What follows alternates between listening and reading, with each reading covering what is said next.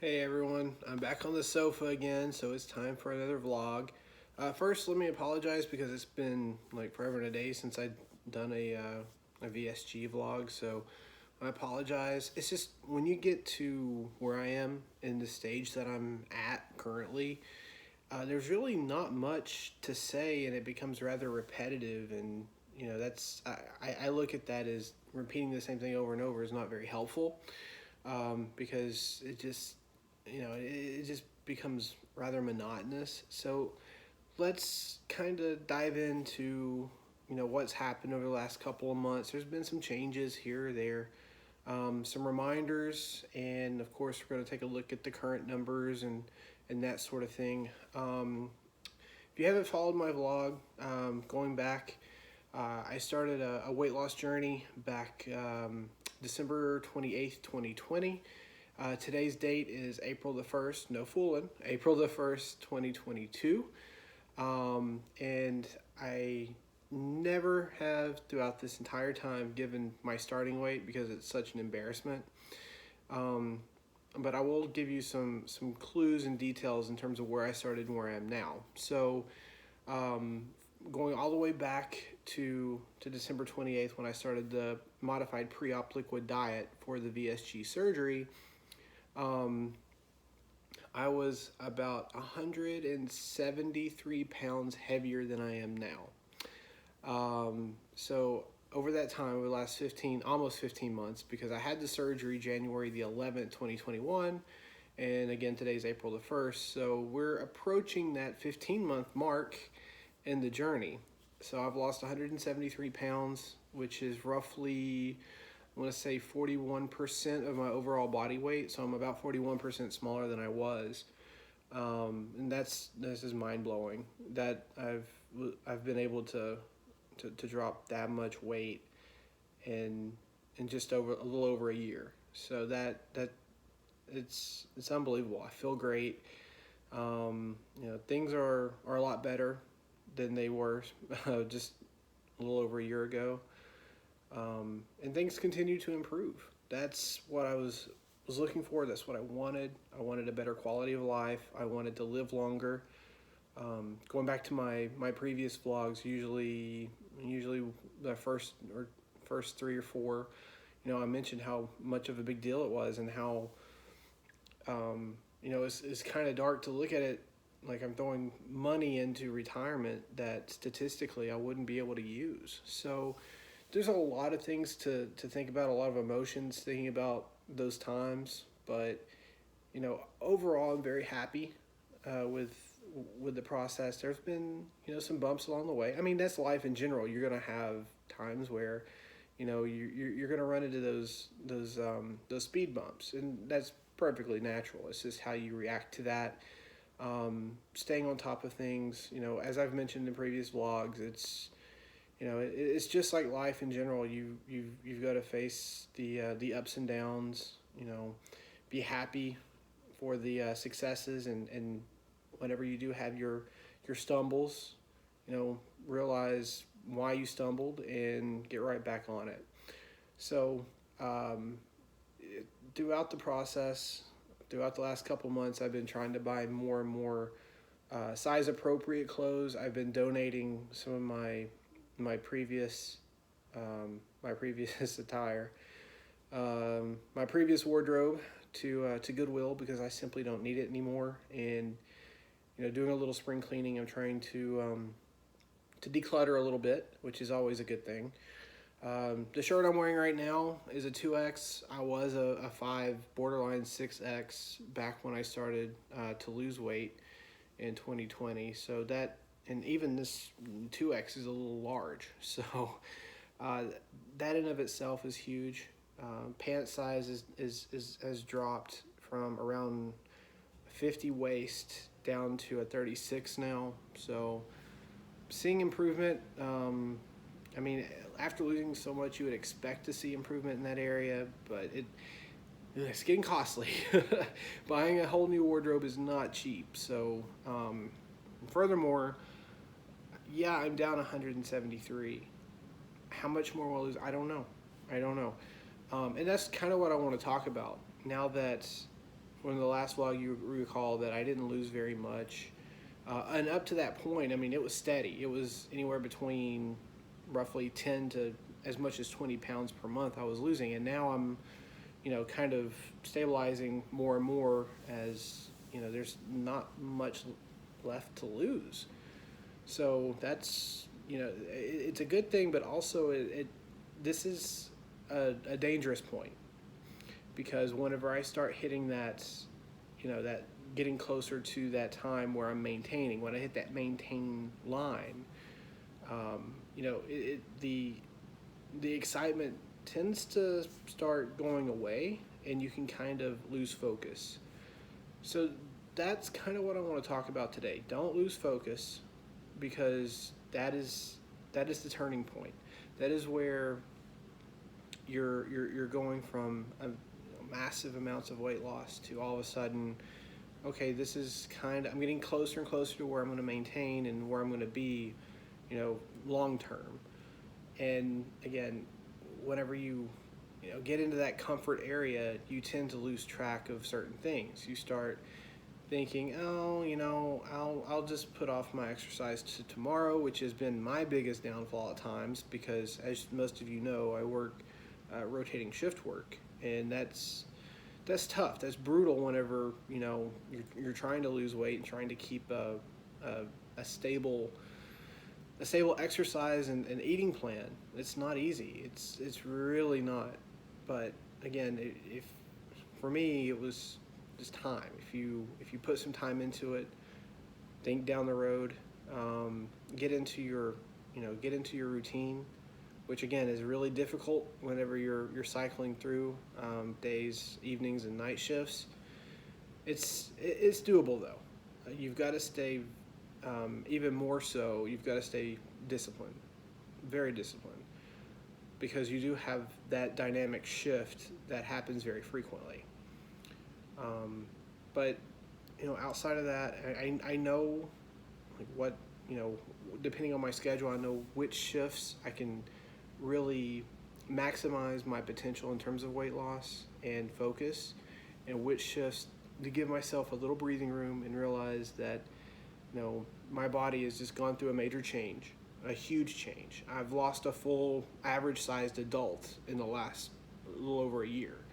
So I've got to be patient with myself, and that helps with the mental gymnastics as well. And I've mentioned that in previous vlogs, before now, of course. And it's, again, and I don't want to become repetitive, but it is, it needs to be centered on here. It needs to be reaffirmed that that's going to happen. You're going to go through those, those mental gymnastics, even, 15 months later. But my goal right now, down 173. I'm looking at that 200-pound club. Will I make it? I don't know. I don't know. I want to. I'm trying. I definitely want it. It's a long distance goal. I'm a little more than 25 pounds away. 27 to be exact. So I mean, it's doable. Absolutely. But again, I'm giving my body time to adjust. And that has become clear that I need to do that because, as you recall in the last vlog, I just had roughly a 6 to 8 week stall. And what happened was I got into my comfort zone, and my body become used to what I was throwing at it. There was no changes. You got to keep your body guessing. Otherwise, your body wants to maintain. It wants stability. It wants to remain at a constant weight. It wants no change. Your body doesn't like change. So you have to force it sometimes. And I ran into that where, again, 6 to 8 weeks, I didn't change up anything.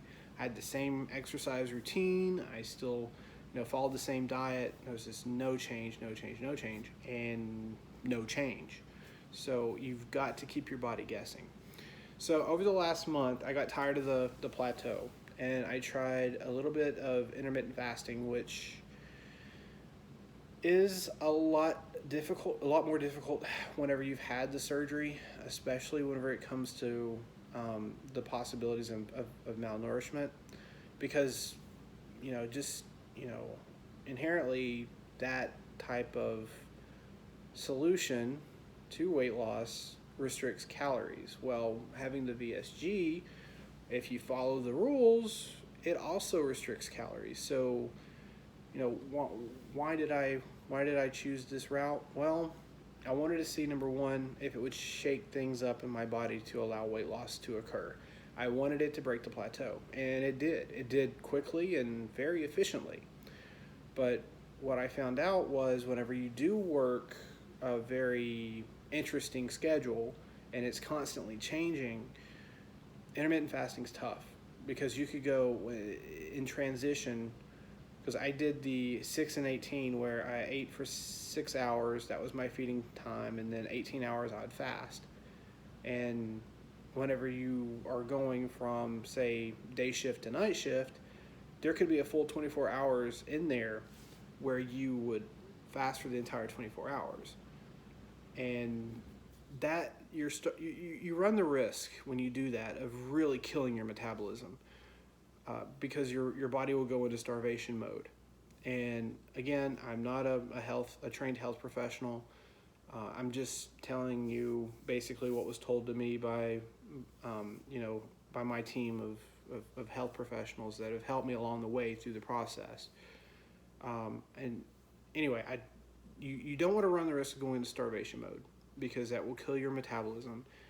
And so if you ever come out of the fast, or you decide that it's not for you, you're going to plateau or maybe gain again. So that's been a challenge. Also, as I've learned, whenever I started intermittent fasting at the end of February, beginning of March, the brain fog is real, and the hunger pains are real too. It can really throw off your focus. It can kind of throw things off balance. And indeed, I was experiencing that. I had to be hyper focused, double check, triple check everything. It was just it was a weird time. Again, it helped. It really did help with the kickstarting the weight loss again. But again, whenever I shifted and I had to fast for 24 hours to prepare from the next set of whatever shifts I was working, it just wasn't feasible. And I didn't want to run the risk of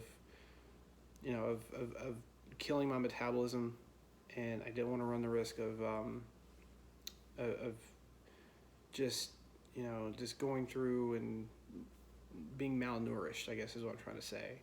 Again, because the sleeve is supposed to reduce the amount of calories that you absorb on a daily basis throughout the day, if you're using your sleeve correctly. If you're still, and that also means to use your sleeve correctly, getting exercise, which, again, shift work and motivation to exercise are just, that's been my biggest problem.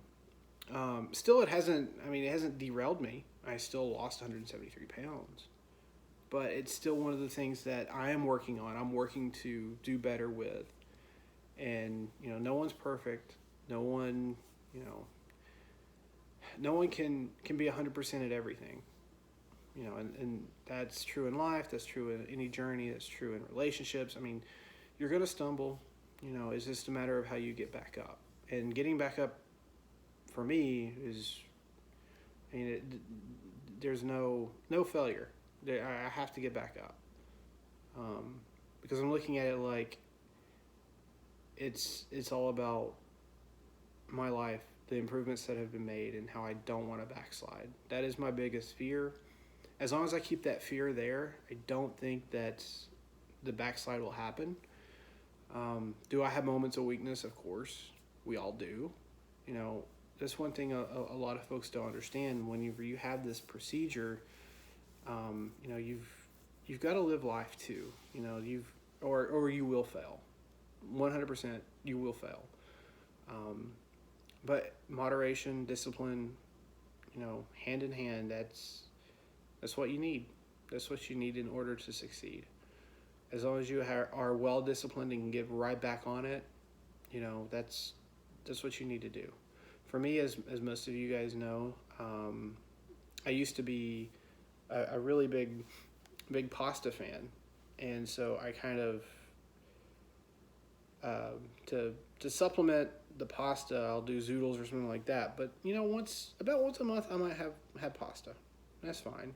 I mean, I can't eat a lot of it because it's very filling and very heavy. But you know, the point is you know you got to live. Part of normal eating is sometimes, not always.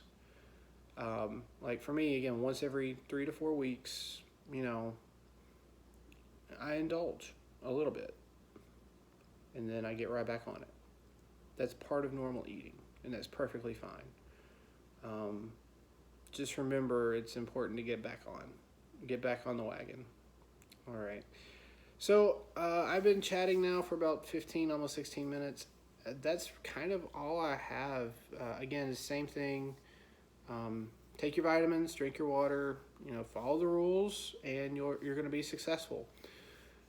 Otherwise, I don't know when my next vlog will be. We don't know what kind of, you know, what kind of things life will throw at us at times. You know, we'll see. But if anything changes, you know I'll be back here on the sofa to let you know. All right, guys. Take care, and I'll see you on the next one. Bye.